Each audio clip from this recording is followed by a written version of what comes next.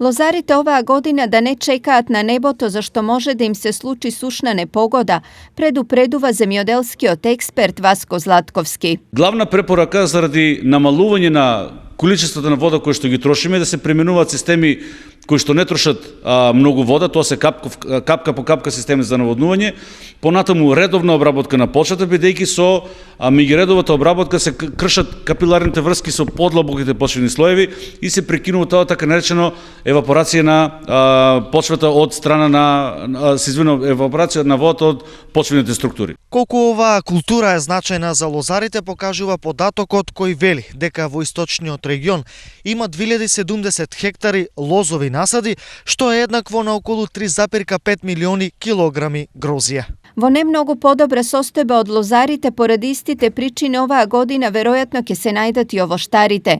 На удар се насадите од сливи, вишни и лешници. Повеќегодишните култури, независно дали се работи за овошки или за винова лоза, имаат различна потреба од вода во текот на вегетацијската сезона. Примерно, зависноста е условена од почвениот тип, алувиумските почвени типови или они со наносите покрај речните корита, заради високата инфилтрационен коефициент, захтеваат нешто поголеми количества на вода, дека глинистите почви заради поголемиот коефициент на задржување или ретенција на водата имаат нешто помала количество потреба за наводнување. Во повисоките делови од источниот регион, Македонска каменица, Делчево, Берово и Пехчево, доминантно е производството на црни сливи. Според последните податоци овде има речиси 600.000 стебла од оваа култура, што во нормални услови значи производство на околу 30 милиони килограми сливи.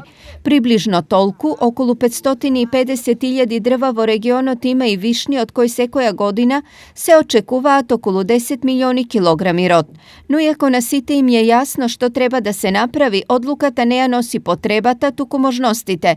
Нашите лозари и овоштари финансиски се изнемоштени и поголемиот дел од нив вакви инвестиции не можат да поднесат. Тие веќе одамна се оставиле на молитвите и Божјата волја.